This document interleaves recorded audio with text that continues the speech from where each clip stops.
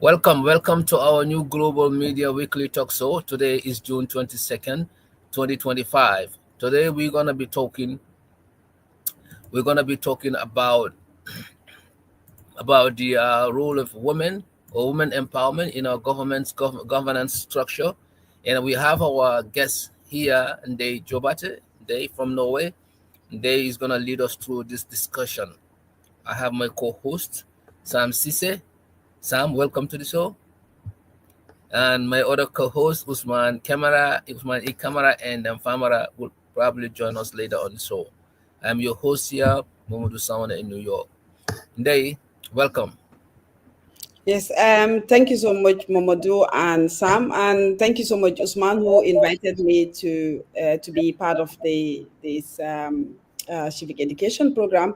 My name is Ndey Jobarteh. I live in Norway, but of course in Gambia. I came from grow up born in Banjul, and I live in Norway. I work, run my own company, do lots of consultancy in diversity and inclusion, and have been more focused in getting immigrants that are highly qualified into relevant job in the Norwegian job market. I'm also a political activist, both in Norway, both here in Norway and in the Gambia. I'm a feminist activist because I believed in women and equity, and of course development of women. Yes, I did an MBA, studied in Poland, did an MBA, and then went back to England and did a master's in development studies, started my PhD, which never finished, in Norway here. And I'm an author. I've written children's book that has been really my passion. I've published them in Amazon. My passion have been keeping the old stories that have been told for generation from generation to generations, and they are dying, and that has been my passion.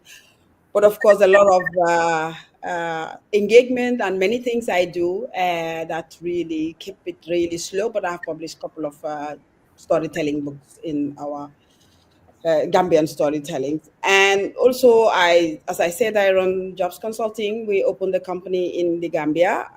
We do recruitment, helping building the new workforce. So we build a job center for the government, Department of Labor as well.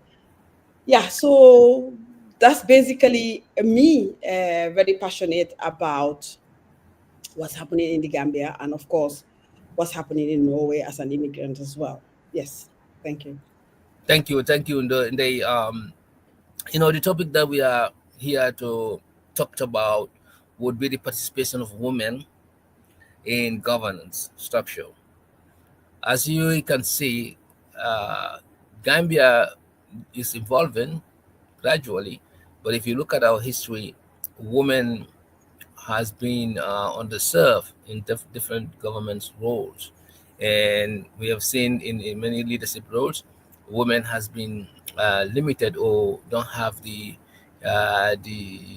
zeal or the passion to serve those roles, and sometimes they are even overlooked. Oh, because the fact that they're women. So in this generation, we've noticed the potentials of women. I mean, we've seen women doing everything that men can do. So what do you think is the what do you think would be or should be the role of women in our government structure? What are we lacking? If you can talk us through currently how, I mean, let's look at it from the past how it has been, and currently how it is, and what do you think needed to be done to actually meet this need for women to be more participating in our leadership structure. Yes, thank you so much, Momodou. Yes, actually, the situation of Gambian women is really, I'm not sure if I should say sad, but it's a very, very unhappy situation to be. And if we look back, Jawara's period, we had the Nyuman Satasane, we had the Mrs. Louis Njai. But even that time, we were not even sure really what the role of women were, because women were just relegated to mothers and kitchen. And then, of course, when we look at Jawara at that time, also the icon pins, Women were there just making sure that Jawara is elected, and they were clapping and doing everything and organizing these things. But when Nyimasata Sane Boja rise up, what happened was it was like something nobody has seen before, and she becomes like an icon because women were not used to being in this decision making process as well. Then we move a little bit back to Jammeh's period. I mean, who was so brutal, despite the fact that he abused, rape, and being pedophile for the young people, young girls, he still managed to break through and brought some laws that really were progressive as well for women. And then he tried to really put a lot of women in positions as well, a couple of them as well, tried to really break that code that Jawara he inherited from Jawara. And now we move back to what we are, where we are today. Barrow came into power, took us back again, took us back because we see very few women. And if we look at women in general, we make up the more than 50% of the population in the Gambia, or even more than that. Now, if you look at it in economic terms, in developmental terms, you have more than 50% of your population not engaged in the decisions that you are making. It's the same thing I talk to politicians here. It's like you talk about us, but we are not there to be part of those processes. You don't include us in those discussions. You make decisions on our behalf without knowing even our problems. This is the situation of Gambian women. Decisions have been made without women being there. So that also even have a serious problem with our development process and our progress because people don't want to talk about it because it's women that are affected.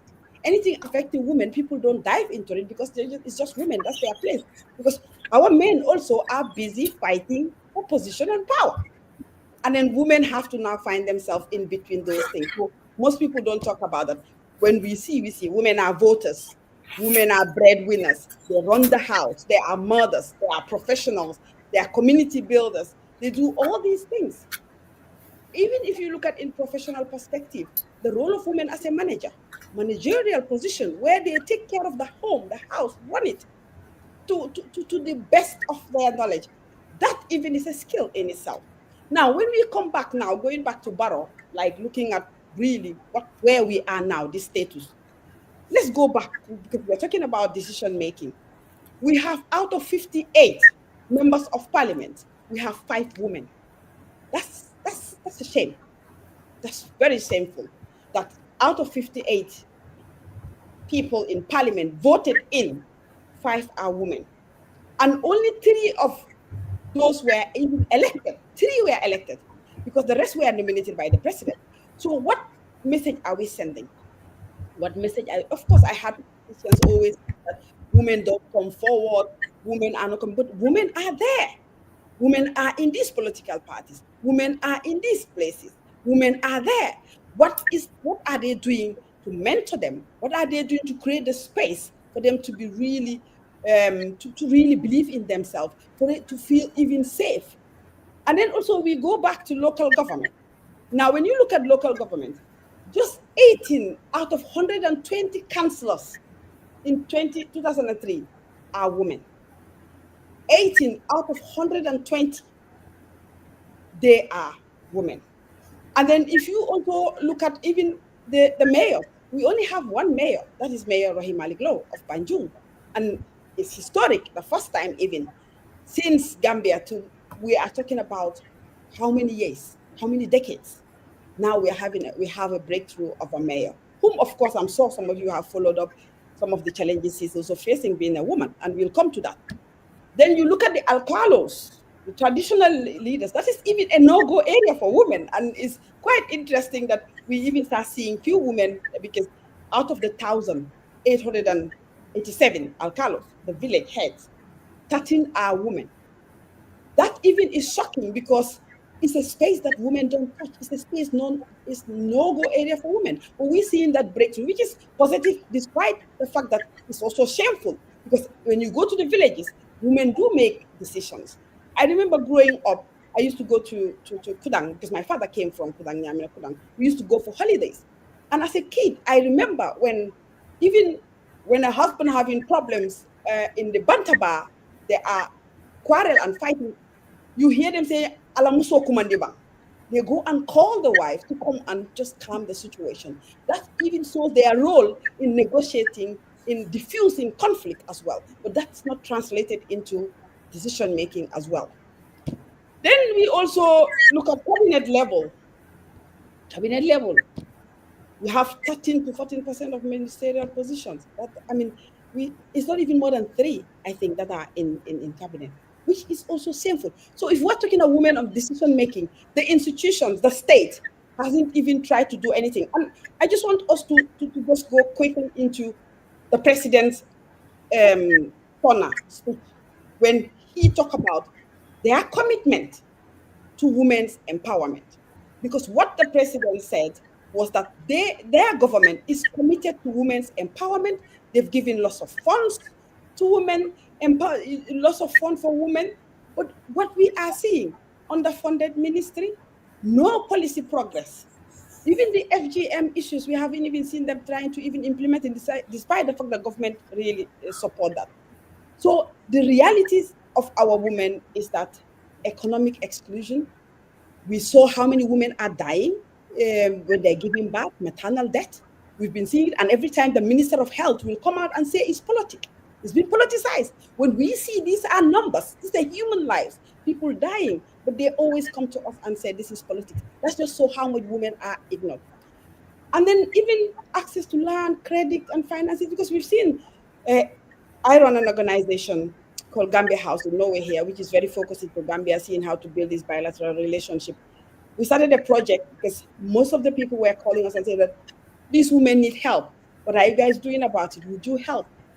And we had to run a project for women in rice production, helping women farmers. I was shocked that as small as $5,000 these women will need just to have their harvest or everything goes fine with the production of rice in the Gambia, when government is spending millions and billions in other things. So these are the problems we are having when you look at Gambia as in a whole, that women have been ignored. The lives of women is almost not important. And then there's a lot of talk about commitment towards women's empowerment, but we are not seeing it. You hear a lot of women in the gardens struggling to really even get a fence, just to fence a garden to avoid, so that they will avoid all these animals coming. So this is where the situation is a huge lack of commitment, because the president talked about commitment in 3 days ago in his SONA speak, but then the commitment is not translated in practice. So these are the situation that we are in. And then, of course, if we live in a culture, a patriarchal society, a culture whereby women are demeaned. I kept on telling people anytime I have the opportunity to have these conversations, we have to look into our language, because language is crucial. I'm not saying language to be able to speak it. I'm talking about the language we use to describe people. We have in our own languages. We hear people saying that Digen Sopal, Tebul Olu, the Wolof will say that. So what are you telling? That means you are already taking away that leadership skills from that person. If you cannot trust, leadership is about trust. If you cannot trust a woman to lead, if you cannot trust a woman to be a director, if you cannot trust a woman to be a minister, if you cannot trust a woman to even make decisions, and you have that in our language where women are described like that, that means you are taking this, empowering them, you are taking away that power, that self-esteem that woman will have to come. And then also you're telling society, don't trust them. Don't elect them even as leaders, because you cannot trust them. Don't give them position of authorities, because they cannot. Don't put them in decision making, they cannot. You hear even people also, another saying that is very common, begin the of Bob. So in our understanding, in our language, if somebody if somebody is very easy to persuade, what does that mean? You cannot trust the person. There's trust issues. Even as a manager, even when you go to businesses, you go to companies, you put people that are trustworthy, people that you can relate to. So the language has a very damaging effect on our women, on even the men who would probably support to get women elected, and the society as a whole. So these are some of these things that we need to look at again as well. What do we tell these young kids, our daughters?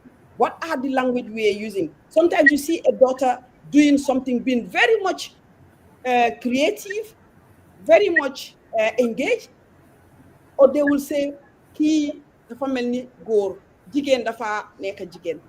There's nothing wrong in that, but the bad side of it is that because we use it in a negative way and putting young people, young generation of Gambian women or girls into the corner. Because that's why the situation is most women, if you look at it, a lot of the time, you have to get married. That's your status. There's nothing wrong about getting married, but that's your status. That's your credit card. That's your identity. So even those who are educated, they will be highly educated, but still step back. I don't want to be part of this. When you even invite women to platforms, they are scared because of the backlash, because they are scared to face these situations. And lots of media houses as well. If you look at analysis, when they do lots of these political analysis, when they are doing all kinds of analysis, very rare you see them bringing women. They bring women, of course, sometimes when it's women issues.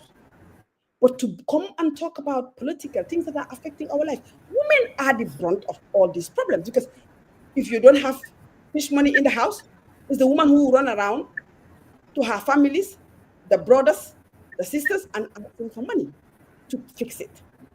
If the kid doesn't get school fees paid, you always go to your mother. Most of us, even you know your father is the one working, but you go to your mom to ask and said, I need my school fees to be paid. They are the ones who will make sure that the kids are fed. And we all know, we all grow in Gambia. We all know most of the time these monies that have been given to the women in the house is not enough. They still go out to really get extra to do, or either sell, they are selling, or go to the family members to do it. So this is the predicament we are sitting in. This is the challenges we are sitting in. Is the fact that women are not seen as partners in development, as partners in really pushing the agenda. We talk a lot about it. We talk about commitment, political parties, we talk about they're committed, they have a lot of women there, but how many of them we are seeing being mentored out of that? Very few. Thank you. Thank you. Thank you, Ndey. I think you have broken it down to different sections. And then we have to look at it economically. You have broke it down. Political structure, you have broke it down. The role, the public, how the society look at women and perceive them. You broke it down, perception, and you also broke it down as being used. I mean, like as it as been a source of and it's something that people use to their advantage, especially politicians. So we're gonna visit it by sections. So I'm pretty sure Sam would also like work with me on that, so we can have our viewers really benefit from this discussion. So let's go to politics first, political aspect. Positions like you mentioned, the National Assembly. Even those women who are there, they were handpicked. It's not like they are voted in office. And you also say about the mayor, only one mayor in the history of the Gambia, or chairman, which is also, yeah, something probably overlooked. And we never really looked at that as well, which is a point. Now, politically, and you also mentioned that a woman, there's also this thing that, when you call women to appear in a show like this, it's only when it's women agenda that we will call upon you. That make us feel a little guilty here because Just want to because highlight it to you people. Yeah. I was like, okay, this one is for us because we are talking about women agenda. Why not brought you last week when we were talking about other things? But again, the fact is fact. We have to really face it. Now, the main idea here, I think, when it comes politically, is that the space, this political space, is crowded. We know it's a lot of crowdedness there. The only thing, even though Maliklo had a shot because he has the background, I'm pretty sure if she wasn't really, from a background that actually was politically active in the past, or politically known, it probably would be hard for her to penetrate. Now, um, what do you think, in your view, what do you think we need to do for women to be more involved? Is it that are they not given the chance, or is public not ready for women leadership? Is that the case? Because it's not only the Gambia we have seen struggle when it comes to that women rising to power. Yeah, remember last election in the U.S. here, Kamala Harris lost the election where she could have won. People are even saying that there's a gender factor that contributed to that. Hillary Clinton had the same situation, had all what it takes to win an election. It didn't happen. So there are a few countries that it happened, but you can count them. As in Zimbabwe, I don't know, if they had a female president, and then Liberia had one. England, Michael Thatcher, I think, something like that. So it's very uncommon, and it could be a global issue. But I just want to know from Gambian context, what do you think is the issue? Is it that women are not given political space, or there's this stigma, belief in the society, or that kind of caught up with women, and they are not propelling themselves towards those positions? Yeah, yes, it's a global issue, but there are countries that we've seen also they've done it. I don't even need to give Norway as an example because Norway is known to be like a very feminine country where women are giving their rights, and we have a high number of women actually. But I just have to just remind, because we have viewers as well, we have Rwanda that has done extremely well as an African country in terms of equity, and then also giving women positions, and then African women are the highest entrepreneurs when you take up the statistics of it as well. So we have seen African countries coming out as well. I just want to quickly react to somebody who is commenting here that our constitution doesn't discriminate women. If they want, they can run against Barrow 2026. I agree with that. But the same constitution also allow us to say whatever we want. And we have seen that that's not the case, because if you go out to protest without permit, you are arrested. So that's the same constitution. So it's not about just having a constitution. We have the most fantastic constitutions. We have the most, Gambians are very good at writing these documents, but implementing has always been a challenge. Not just even on women, it's not generally. So these documents are there like being just decorated, and they're sitting there. And whenever you attack or you ever hold the government accountable, they will tell you that, yeah, but we have this. Even political parties will tell you, yeah, but women don't show up, don't come. And that is not the issue, because what are you doing? The question, Momodou, coming back to your question, what are we doing to create the space? Because if we see that women are 50, in fact, statistically, women are 57% of registered voters. They're the highest number of voters. Actually, they vote even more than men do. So if they are that high in a number, that means that they understand the issues. Because as I said, they are the brunt of these issues. If the fish money is not enough, it's the woman that pick it up. If the kids don't go to school, it's the woman that picks it up. If there is no food in the house, it's the woman that picks it up. So they understand this issue. If there is no water to cook or to go to the farm, it's the women who struggle with that. If there is any political instability, it's the women that suffer in it. So women are consciously aware of their situation. Now, the root cause is a lot of party politics. They always look for winnable candidates, winnable seats. And women are seen not as a winnable candidate. Because a lot of the time, it's been seen that, yeah, but if we put this woman here, she would not win. There is this person who will win, because men. I remember when we were running the Isatu Dr. Isatu campaign, we run the Dr. Isatu, we were team Isatu, we run the campaign. And a lot of people will come to us and tell us that she cannot win. She won't win because the religious people won't have her, because they don't believe in women. She won't win because when you go in the up countries, they don't believe in her because of her views on FGM, her views on women's equality and rights. These are all these stories you hear. And this is a highly qualified woman who has been very respected in the country. But when it comes to political space, they are telling you she's not winnable because of being a woman. I mean, let's not even go into it. It's just because being a woman. Now we have patriarchy again, another root cause that view leadership as a male role. Even let's go back, even in our own environments when women will stand up to be, just let's say, counselor. Family members will come to you, hey, no, lii du dem, lii bàyyi ko because lii dafa ñëw isi problème si family bi. Dukare taasi muso te lono la, ni muso dukare si, ñinte musu la kuti, ñinte musu kuti. We have those things. It's not like they're telling you don't stand because you are not capable, like they do with men. Because when men stand for political positions, they will tell you you cannot win because we feel you don't have the qualification, it's too early, you need time, you don't have the support. But women, we are told that we cannot because we are women. That's not our place, that's not our space. And I remember a couple of years ago, we used to run the Every Woman's page, and we had this radio station where we interview young people standing for elections in the Gambia. And most of them were telling us how they got attacked.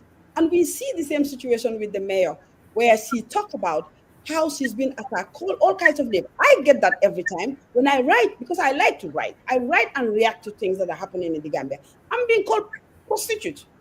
I've been called all kinds of names.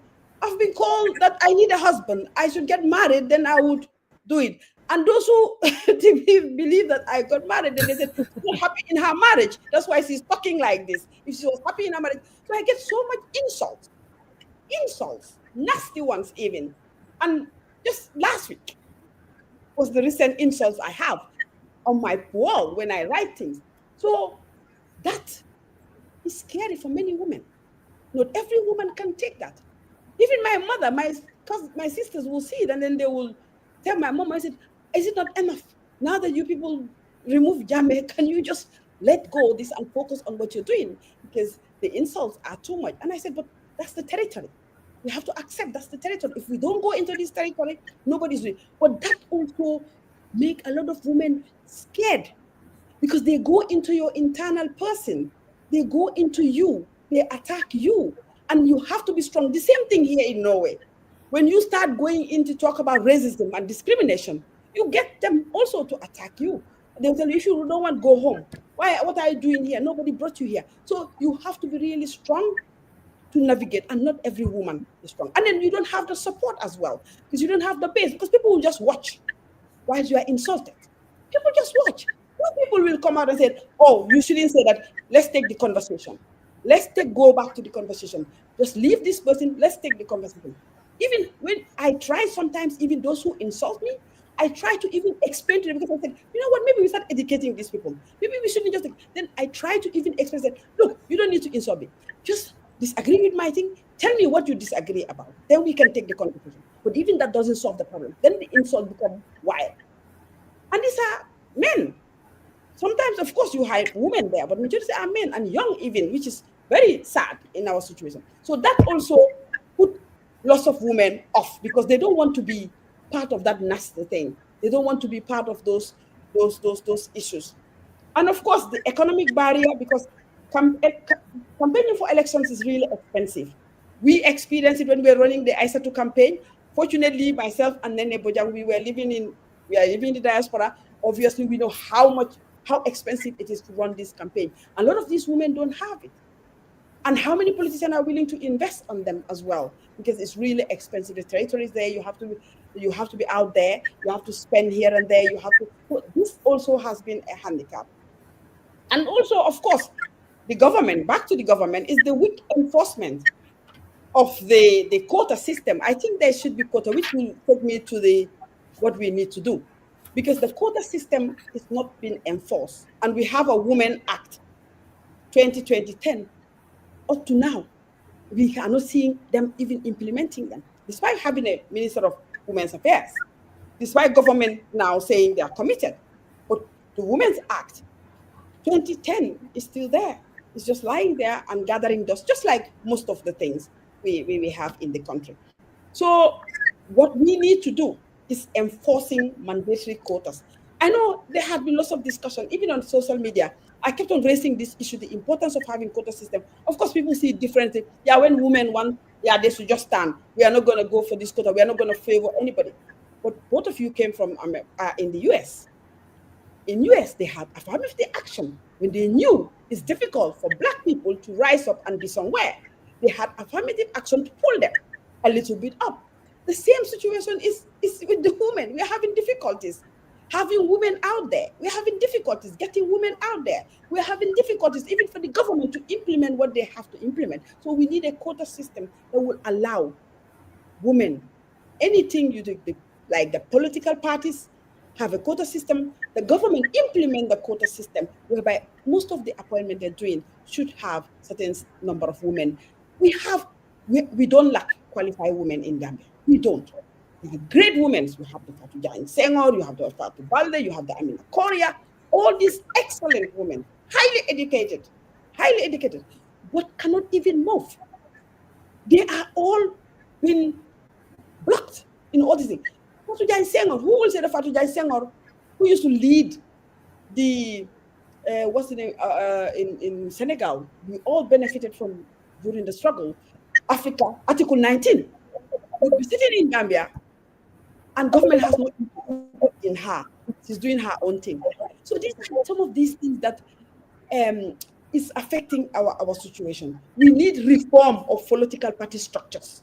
Those structures need to be reformed to be more inclusive. I know when we talk about this thing, I've raised this issue many times, they will tell you, yeah, but we are inclusive, we are open there. But you see, in no way you will hear our children when they go into some of these schools, you said, yeah, they are inclusion, they include them, the school is very inclusive. When you raise issues, the teachers will tell you, but we are very inclusive. And the kids will tell you, yeah, but they just say it, but they don't. So there's a difference between saying and practically doing it and consciously making sure that space is available, making sure to create those space for women to be comfortable and confident to be in. And of course, challenge the harmful traditional practices and norms that discourage women from leadership. Things like you cannot be a leader, things like you cannot be trusted, things like you are so easy to persuade. These kind of things, we also need to challenge them. Those languages have to change. And I always tell people that I really thank my father who insisted that I have to get an education, who insisted that my focus have to be education. And one thing he used to say is that he will always say, look, Aji, women in your generation, they will be leading. Women in your generation will be doing things, and you have to be part of that. I used to take that as a joke because I never understood. I was like, this man is just killing me with all these things. But it's later I realized what he meant. So we need that because not every parents are engaged. Fathers should be involved in their children. Girls, I know, yes, all this, but the girls, fathers should be engaged with their girls. Fathers should build these women because I saw the impact of it. I saw the result of it when my father was there to make sure that I am independent. I will be able to take care of myself. So that also is something very, very, very important. And empower the rural women because they are the majority.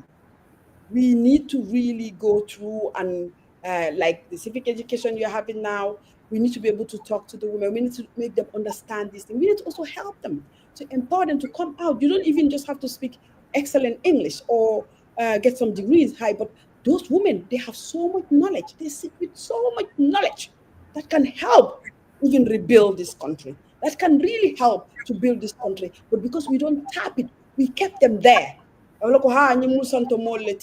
These are the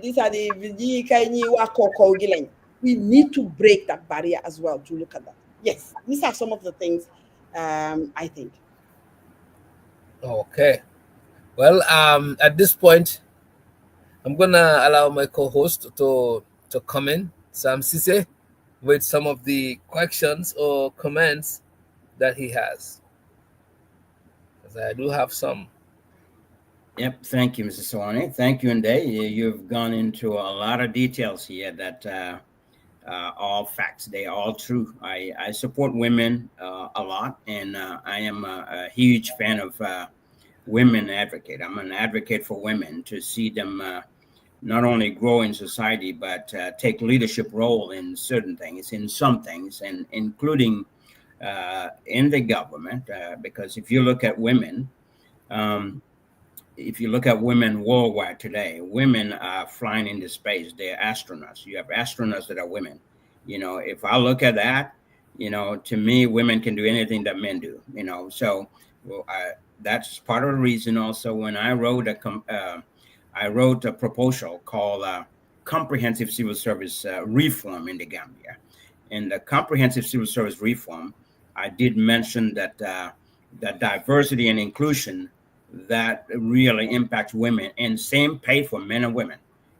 There should not be any discrimination against women because of their gender. It should be equal treatment for everyone, and women should have that opportunity to be able to, and like I said, not only grow in society but grow in politics, grow in our government, and I totally believe that. In fact, if we want to fight corruption in Gambia, even though I've talked about corruption and the five key ingredients in stopping corruption, but I think women being part of the government, putting women in certain positions will really help us reduce corruption. Because number one, women, there's a lot of honest women, people that are honest. Women care about their integrity. Women care about moving the country forward. They are the backbones of every family, of course. So if they stand as a backbone of a family, they will stand as a backbone of a country as well, in their village, their towns, their communities, and to the country. So I think they really need to be part of politics, and part of every government should have a number of women in there. So to help us fight corruption, but to help us grow economically and mentally and spiritually, you name it, women can do it. So I'm a big fan of that. The one thing that I do want to ask Ndey is, when I look at this, I know there's also a lot of women that shy away from doing certain things. That's true. But people like Ndey is definitely not shy away from doing anything. She could stand up and speak her mind. And all Gambians we need to change our mindset about women. We really need to change our mindset. And I feel sorry to hear that women are being attacked on social media. I don't know why, and I don't know who are those people that do that. I look at it as, people whose thinking capacity is not wide enough. That's their mentality. That's how they think. But and we need to have education series for that as well, to change people's mindset about a lot of things, including women. So the one question I have is, there's one thing about women not in politics or not being selected to get into government positions, but there's another thing about the willingness to do it. So the question is it because women are unwilling to join politics, or is it because they are just not given the opportunity to get in there? So can you clarify that for me? Yes, it's both ways. Both ways. Women are not willing to join the political space because they are scared of the space. The space is not there. It's just as I said again, the space, everybody said they've created it. But what it takes, it's just like you guys live in the US. When the affirmative action started, they would just say, okay, we've created affirmative action, so take advantage of it. But if they're not talking to companies, if they're not talking to institutions, if they're not putting laws into institutions, into companies, you still won't come because the law is there, but you are not coming in because the space is not there. What changed the institution? You talk about changing the public services? You talk about looking at that. It's the same thing. If you don't create those space within those institutions and put enforcement with these institutions, with those companies, they are not coming in because the space is still not there. It's like you said, okay, I will give you, you're right, I'll bring all food in the kitchen, but I make sure there's no kitchen.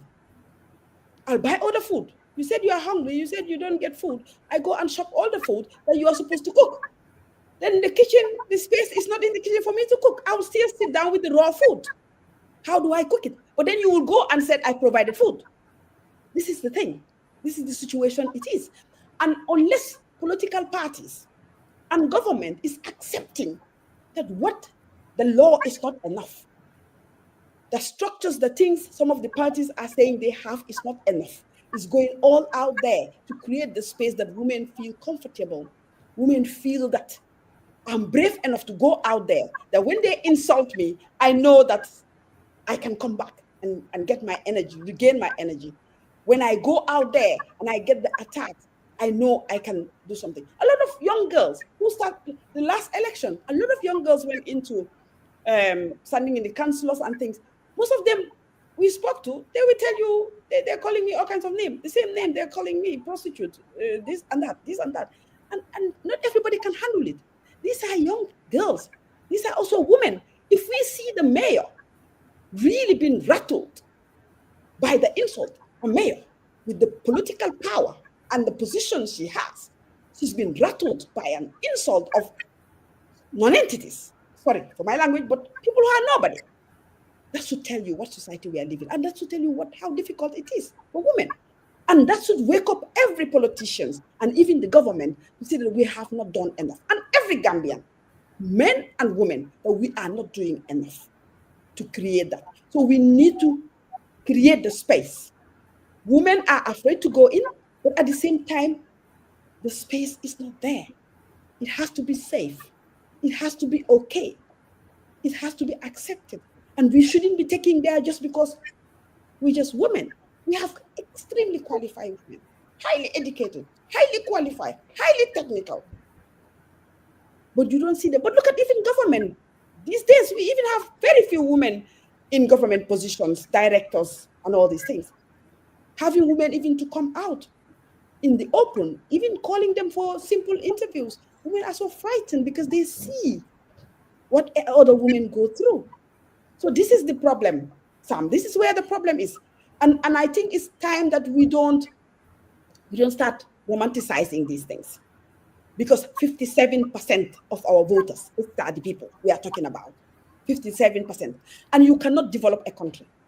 You cannot develop a nation where more than 50% of your people are not in decision-making process. No, they are not part of those decisions. You cannot decide for me what is best. I have to be part of those processes for change to happen.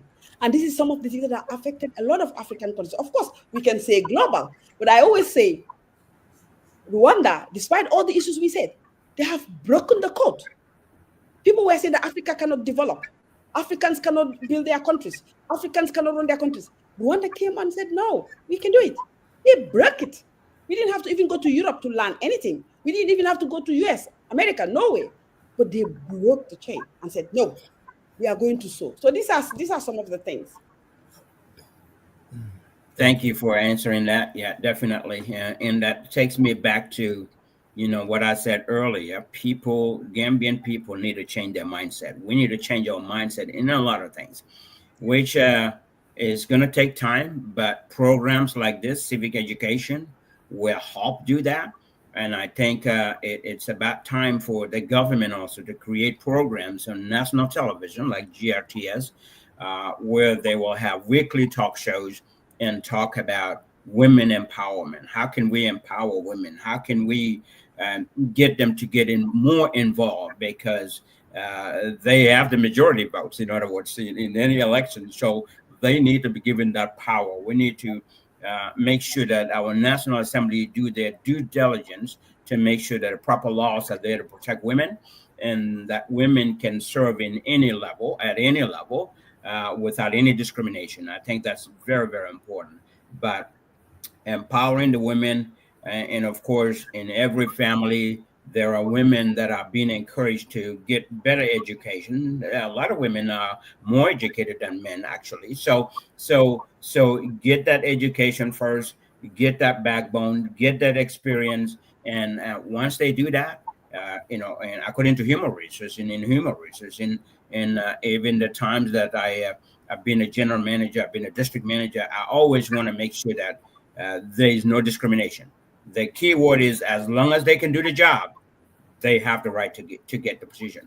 So as long as they can do the job, and if we're based on things based on that, regardless of who is applying for what job or who is looking for what position. As long as they can do the job, they need to be given that equal opportunity. And that equal opportunity comes along with equal pay for men and women, and it comes along with equal treatment for both men and women. Because, like I said earlier, in fact, if we want to fight corruption in the Gambia, we need to have more women injected into our government because they really care about their integrity. They are really very trustworthy. There's a lot of women that are very trustworthy. They have the integrity, trustworthy, and they're honest. So if you can get those three key things in there, women can get into a lot of leadership role. Now, if you look at the world, around the world, women are getting into a lot of things. A lot of things. You have women that are CEOs. You have women that are presidents of companies. You have women that are vice presidents of companies. You have women that are doctors. You have women that are all kinds of things. So it is going. The key to it is we need to bring that same awareness to Gambia so people understand and change their mindset. And changing the mindset is going to take a while because traditionally and culturally, like you mentioned earlier, Ndey, people look at women as the ones that should take the back seat and have the men lead. We all grew up in that, from a family, from a house, from any compound, would say the man is always the head of the household. Well, the generation have changed. When it comes to this 21st century generation, we need to make sure that women are given that priority, that opportunity, and people need to change their mindset that, you know what, uh, there are certain things that men are doing, women can do even a better job in that. So let's allow them, let's open the door for them, guide them, support them. And all political parties need to also really bring the women up. If you have a male as the leader of the political party, maybe a woman should be the next person there in that role, so that when that man retires or step aside, the women can step up. In some areas, like people like Mary Shock. Mary Shock has her own party. That is in some areas. That's what I was going to get to. In some areas, women will take the lead, and they can come in and take the lead. We just need to be behind them and support them, and not look at them from a gender perspective, and not discriminate them, but allow them to succeed as well and set an example. Thank you. Thank you, Sam. Thank you, Ndey. So we're just gonna wrap this up for the sake of time. So because we have one more thing to talk about briefly before we close, and Ndey, you are welcome to stay on that as well. It's just gonna take 15 minutes. But I just wanna point out one thing. She has elaborated on all the areas where women are deficiency on in terms of leadership, in terms of recognition, being a position of power. She has touched almost every area because she even mentioned that Aissatou Toure's example, she was not supported because of her role as an FGM, which is another area that also there are a lot of disagreement on, and especially when it comes to women empowerment and women's rights to their body. And I'm pretty sure abortion is not a big issue in the Gambia, but if you look at the West, FGM is just like abortion too. In the US, women rights to their body, women rights to abort, because Gambia is like Islamic state and Islamic country, so abortion is not an issue that is surface, but FGM is. So um, some of these things are key sensitive. They are very sensitive topic to our locals, to our people who hold on the tradition and the religion family, and they have the right to be sensitive about it. I mean, if you're born in 70s and before 70s, and then you are from the old generation, you have seen these things worked in the favor. Our parents, forefathers has applied these things, and to come and undo those is kind of really difficult.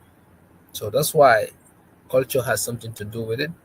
Where I grew up, basically when I was growing up from the village of Swarikunda, it's really rare to see even, you know, not even men, but uh, eh, people in general to go to school because they regard going to school as as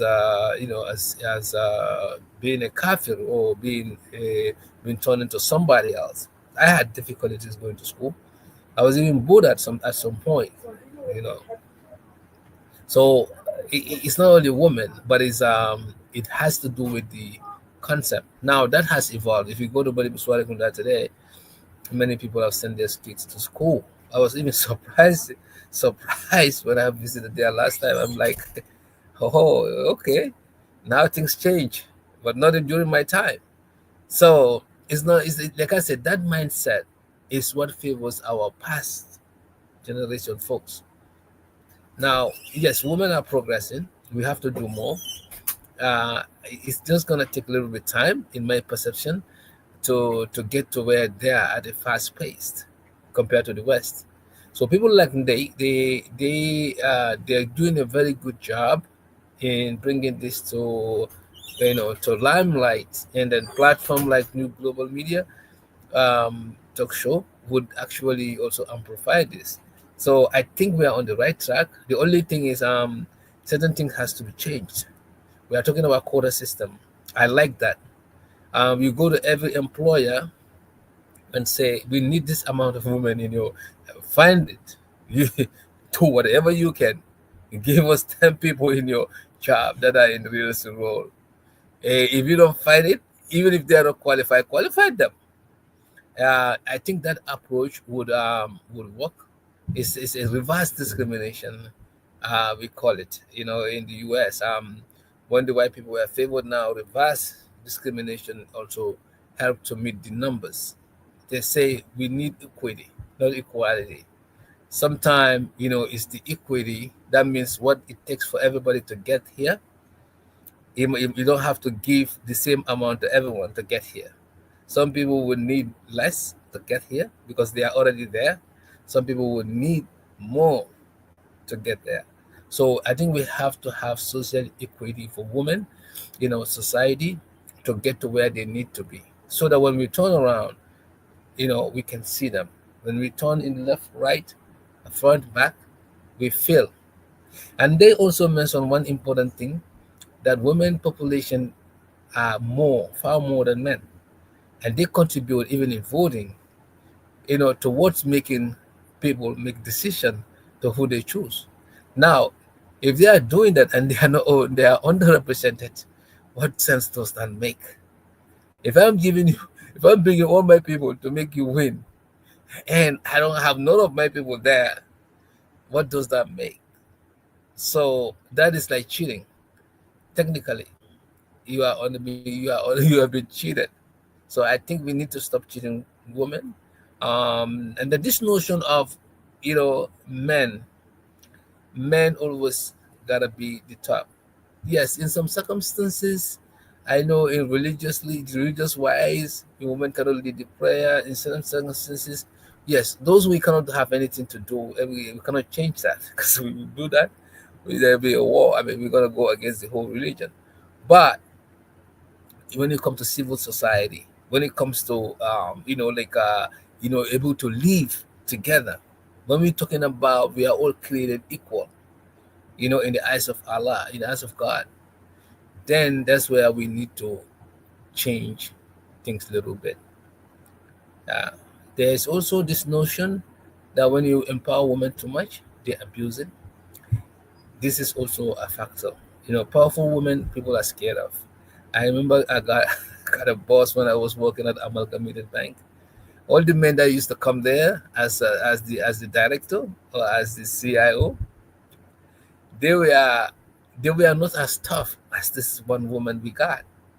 So because women always feel like when they are in power, men are not they're not looking at them as the position deserve what the position deserves. So what they do, they double up their approach towards their leadership. And this is becoming very, very tense and scared a lot of men. So this is one reason why women leadership, some men are against it in some cases. And to say that women are not as intelligent, no. I believe that in the West here, women are faster, more developed than men. and they have some capabilities. It's just that there are some limitation when it comes to parenting. When women get involved with parenting, then there's a limitations. And when women get this thing, there's some limitation. And there's another factor which is also social biasness, which is when women are not in a relationship, the society see that as negative. Like they were saying, you better shut up and go and find a man. Probably, do you have a man yourself? You will see all that kind of thrown against you because you are vocal and you are, you are into women empowerment, and some men feel so threatened or bad about that. Now they go after your character. Do you even have a man? Or maybe you are looking for a man, or all kind of this. But all those negative they throw at you is a kind of like it is like just like a reaction to if you seeing that as being a threat or going against their belief. So I want to tell you that take those in good faith, because that's not realistic. Those are just reaction for the fact that you are in social media, you are different from other women. And those women holding back, who we invited in this platform to come and speak, we open this platform to even have people to be part of our co-host team. But some came and they couldn't stay longer. It's not because of anything. Perhaps somebody probably throw something at them, or probably somebody criticized them. Women don't do this, women don't do that. So our perception in the society also, we need to improve. That's why I sent my daughter to soccer, and she's very good at it. I said, this is not men's sport. This is everybody's sport. So we need to change those mindset so women can also have a space. But again, quota system works very well. They mention reverse discrimination, like just like affirmative action, and also the approaches like FGM and stuff like that. Really, those concepts are something that are still embedded in our society.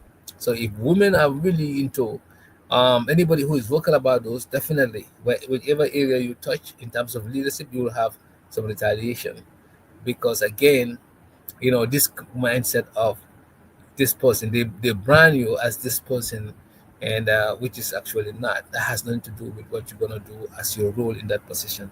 So I just want to say comment, Ndey, for all the good work that you guys are doing. I mean, I'm pretty sure this is not the last time that we're going to have you. We're going to have you on other issues again, not only about women affairs, because I don't want us to be looked at that. We want you to be looked at like every broad areas, either politics or social, economic, or whatever areas, so that we can have more discussion. But I will, before you come up and close, I will see if my co-host has anything to say. This is it for me. Thank you. No, you guys said it all. I think it's important, and just one key reminder for men also. If you have a woman that's in politics or doing something, we need to support them. We need to be side by side. If they're standing in public to talk, let the man be right next to them, and look at the crowd. And when people see them, it not only I won't say the word favor, but not only it creates that awareness, but it also builds the momentum for that woman, and knowing that they have a partner standing right next to them or by them that is going to support them 100%. It really affirms to people that this is something that we need to look into. This is somewhere we need to go, and it also avoids any negativity for the most part as well. So, men, we need to step up and help all women. That's what I want to say. Thank you. Thank you. Somebody just typed here, say hello. It will be nice for the men to support and help promote and protect them. So that is a good one as well. Thank you for that. Yeah. So Yeah, they, just like I just said. Yeah, yeah, yeah, yep. Good. yeah. Your final words on this? Yeah, I just want to say thank you so much for inviting me to be in this platform. It's an honor to be here as well. And of course, we need more voices out there to talk about these things. And just to say thank you also to Ousman, who has consistently followed me to come into the platform. Yeah, and I just want to say that yeah, I saw some of the comments part of the closing to just say somebody saying that one thing for sure, you cannot force voters to vote for women. We are not saying that. It's like you are saying, it's like saying a runner lost a race. You lost the race, but also ignoring that the person was made to start 20 meters behind everyone else. It's the same situation. It's the same ball game. So what I'm just saying is that Gambian women are not asking for favors. We're just asking for fairness. We are asking for political space that is open, safe, and supportive, not built to shut us out. That's what we are asking. And it's very simple.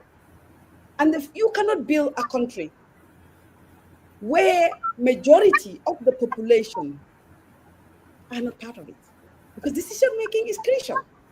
Decision making in the lives of people is so crucial to have the people. When we work in companies, when we work as managers, the staff we have around us, every voice counts, because if we decide to say that we are not going to listen to the majority, we fail the company will go bankrupt. And that's why our countries are bankrupt, because let's just look at it. Our countries are bankrupt because majority are not part of those decision making. And if we want real democracy, if we really want real democracy, real development, real justice, women must be at the center of leadership, not on the sidelines. It's a no-go area. Because reality, if we really honest to ourselves, we look at the facts, we will realize that we cannot move because more than half of this population are not part of it. You cannot decide for people you don't know. People think they know about us. Men think that they know about us. Our society think that they know about us. Our norms think they know about us, but they don't. They make decisions based on what they assume how we should behave. A good woman, a nice woman, quiet, silent, obedient. Even the way they describe us. When people are decided, you will hear them say, "Jigen bu baax la, dafa yaru, am respect, am taking." How do we describe these things? What is the thing about this? So let's just stop not just using women as talking points. We should start creating policies and implementing those policies with faith, budgets, with commitment and leadership, with courage. We have to be courageous. I know, Momodou, you talk about women, strong women, sometimes when they lead and take leadership and all these things. It's true. But what we should also understand, the yardstick women leaders are being judged is different from men. Already you are given the leadership position and already they see you as somebody weak. I give myself an example working as a manager. When I was given my position in my former job as well, because now I've gone past those stages, but they find it difficult that how can a black woman, African woman to that thing, because we also have triple discrimination here. You have been an African, being a woman, and then of course being black. They found it difficult to accept me as a woman, as an African woman coming from Africa, coming into this country to manage white people. It's exactly the same thing. So this, we should really empower women, because empowering women is not a threat to any man. We have our kids. I have 3 boys and a girl. So, I mean, to really be against men, it's not even my whole family they are men. We are 2 girls, 3.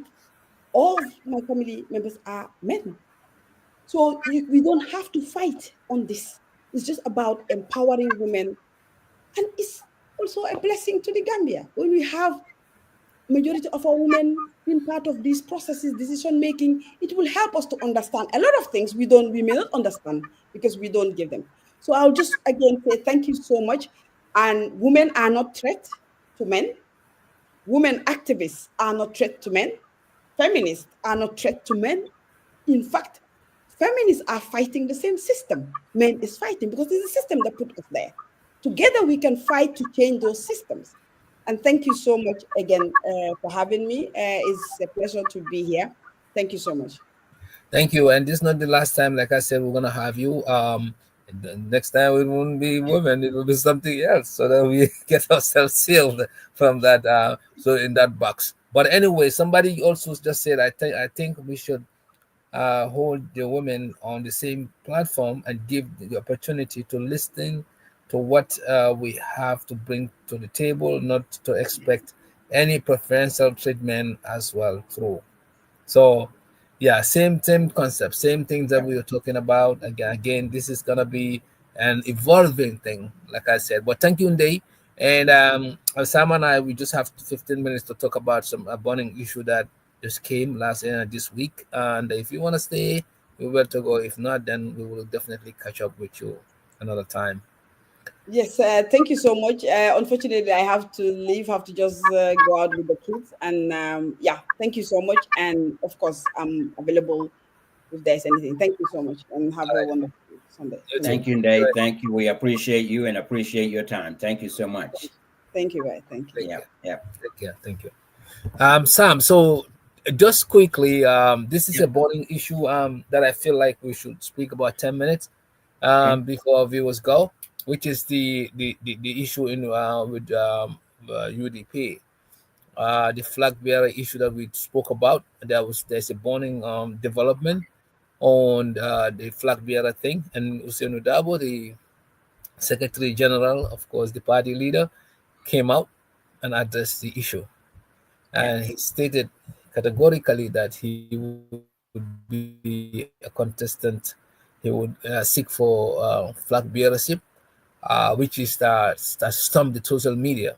Um, this is a concern not only for people in UDP but the whole entire nation.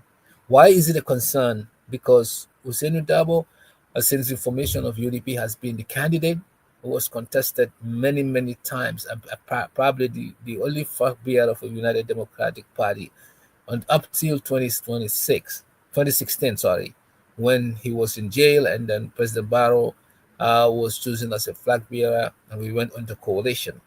Now he contested after that 2021, and he lost that election. And now 2026, Dabo is claiming to be the flag bearer. The concern that I read from the social media is again, Dabo's presidency bet could really prolong Barrow's tenure in the office. That is one concern. Why? We know the power of incumbency. That's number one. Barrow has that. It could Usenu Dabo be able to attack a coalition under his leadership? Because anybody who's going to lead a coalition probably would have the flag bearer of the UDP party would probably lead that coalition as we things looks right now. And we also found from the data no individual party could win an election without a coalition. I think Tuba did that presentation here, and we kind of believe that, at least from his presentation. Uh, Now, it could the question here, could Usainu Dabo as a flag bearer attract voters? Attract other parties to form a coalition, successful coalition, based on his track record. Okay, because he's never done it, and it has been attempted in Atlanta and other places during the time that he was a flag bearer of UDP. It never happened, but when he was away, it happened with President Barrow. So this is number one question. Number two, um, we also believe that no one single party could win. Otherwise, we could say, okay, UDP can just put anybody like Dabo, and they will win. That is going to be hard.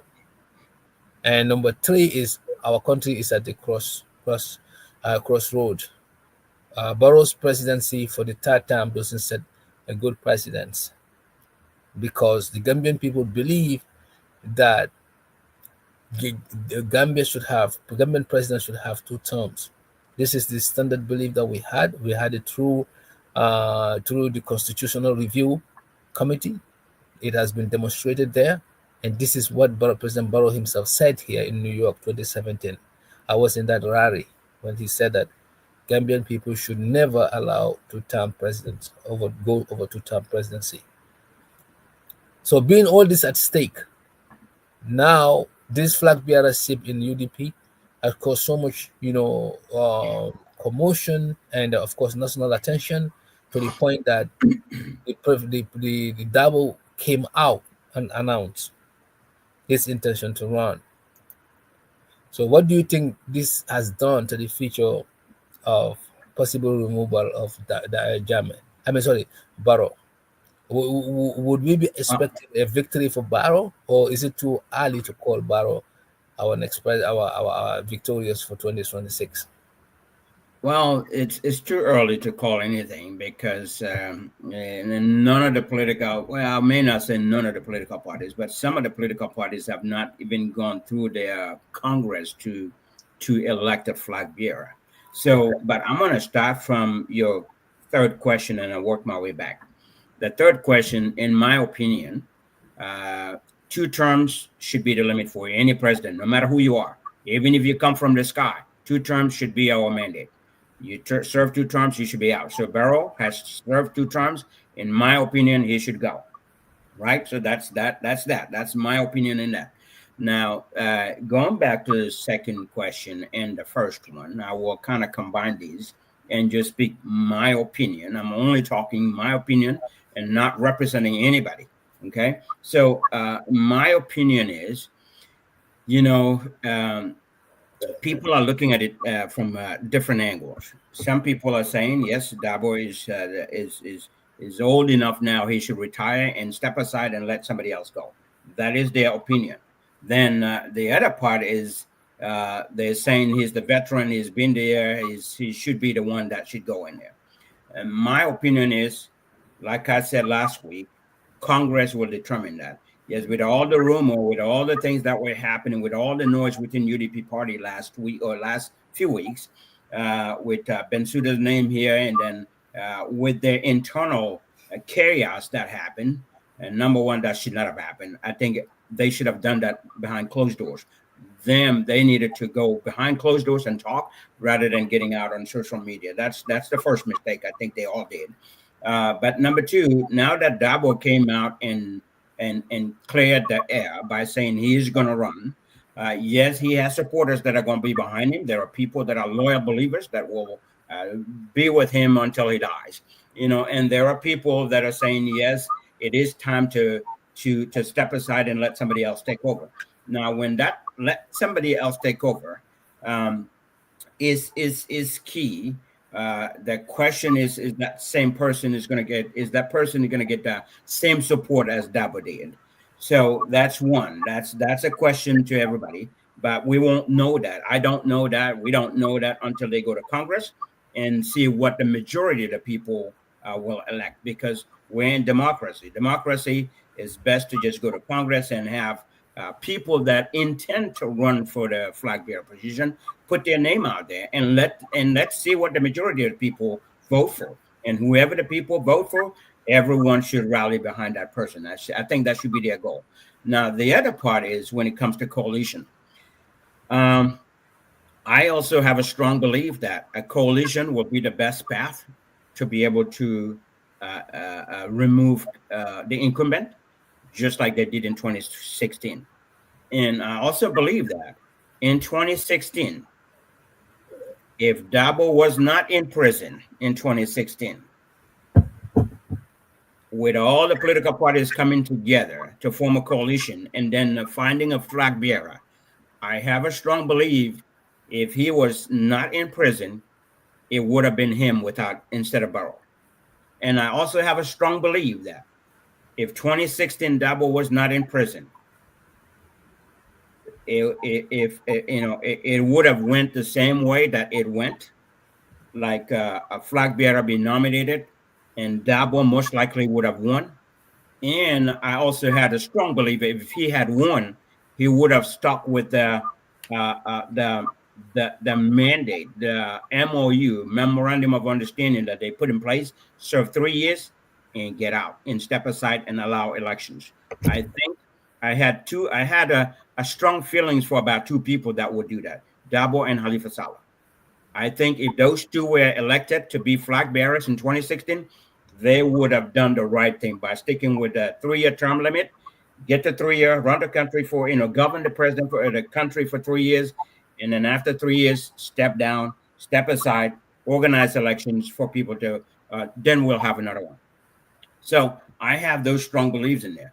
So I think my opinion again is regardless of whether Darboe is going to run as the flag bearer or run for the office of the president or somebody else in the UDP like Ben Suda or Yankuba Darboe or Rahim Malik Low is coming out to stand to put their names in the ballot there for them to run as the party flag bearer.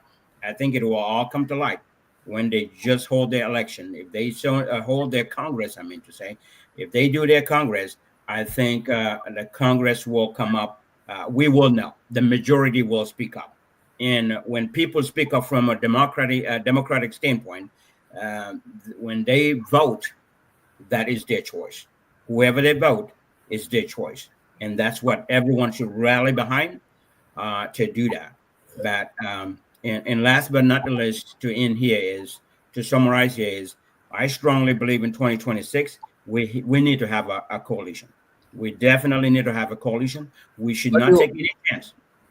A coalition with all the political parties need to come together and form a coalition, regardless of who is going to be the flag bearer. If they can all unite, all the political parties, and you think about political party leaders, Darboe, you have Halifa Saleh or Sidi Jata, then you have Mama Kande, you have SFA, you have Marisol, you have all of these, they all come together. All the political parties come together and go through primaries and see what the majority of the people are going to vote for. Whoever the majority of the people choose should be the person all of those parties should rally behind, just like they did in 2016. That is a track record Gambia has, and I think it will work again against this current incumbent. And that will be a way to stop the 2-term limits, to stay at the 2-term limits. And as soon as they get in there, they change the laws to make sure that a new constitution should be a priority to get on the table, to make sure that get passed so that we have a 2-term limit, regardless of who is president. 2 terms is all we need, is all we want to have in the country so that we can see an evolution of the changes that will come to our country for the benefit of Gambia. Thank you. Pass it on to you. Thank you. Sam, quickly, we're closing now, but just want to let you know that there is the reason why people are talking about leadership change. Darboe has ran for I think flag bearership for 4 or 5 times, and in anything there should be, even in like people are even saying that there should be a constitution for parties to have, like terms. Their leaders could be selected, or their flag bearers could be selected. That's another something under discussion, in order to bring fairness to the party members, because no one person, unless you own it, if you own a party, like this is yours, you bought it, you own it, or you then you don't need anybody except you and people who support you. Then you can stay there forever. So Darboe has already contested for 5 or 6 times. I'm pretty sure. I don't know the specific number of times. It's time for other people to come up, especially people who have proven themselves, like Talib, Rahim Malik Low, and Yankuba Darboe. So this notion is what brought this problem in UDP. Shouldn't you think that Darboe should have just take the bold steps and say, now is the time. Now is the time. Whoever supports the deal, let it happen. Let's do a Congress as soon as ASAP and pick the person. The party's choice, we go with that. Either people who threaten to leave or not, this is what is going to happen. I have served my best for this party, and I'm behind you guys.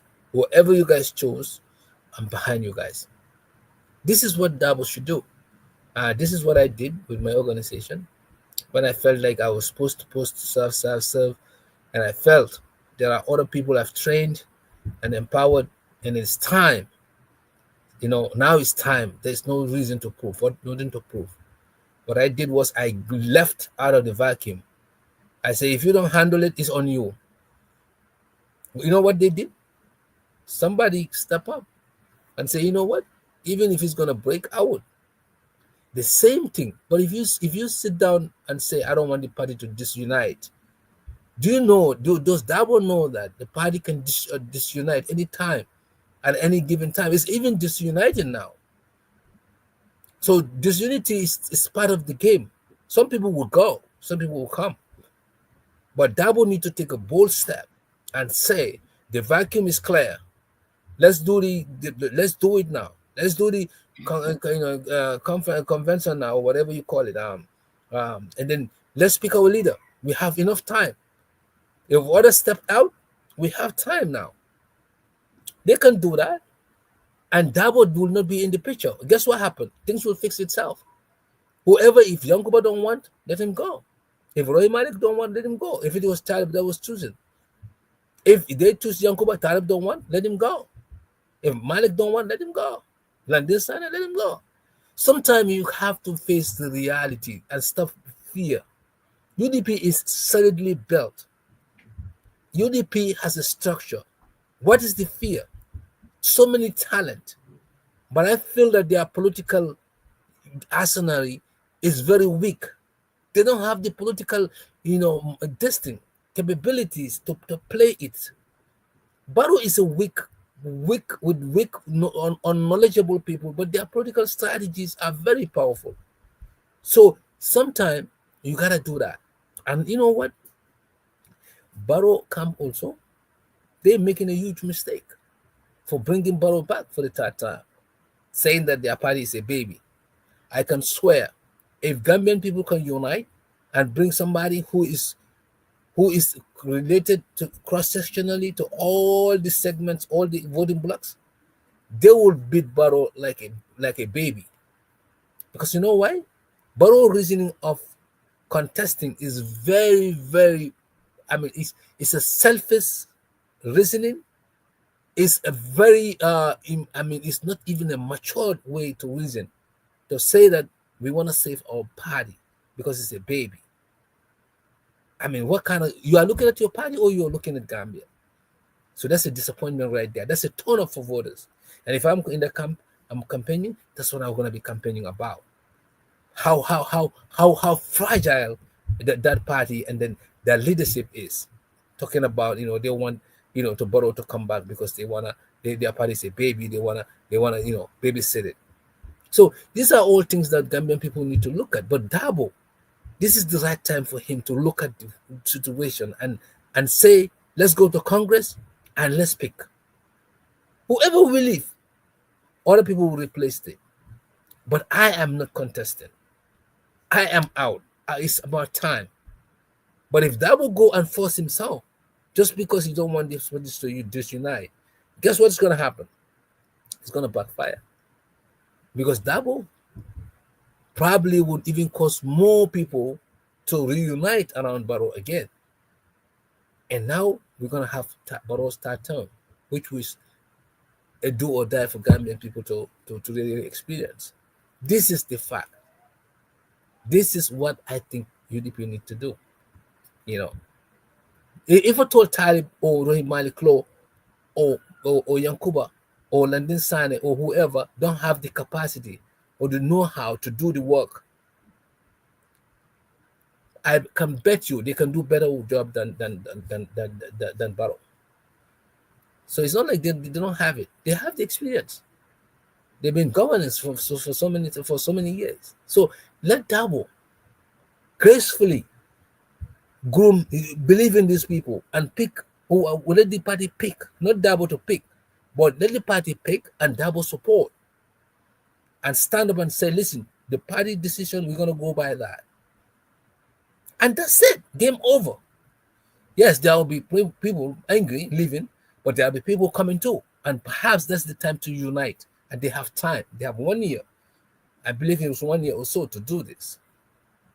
I don't know what do you think about that approach? Yep.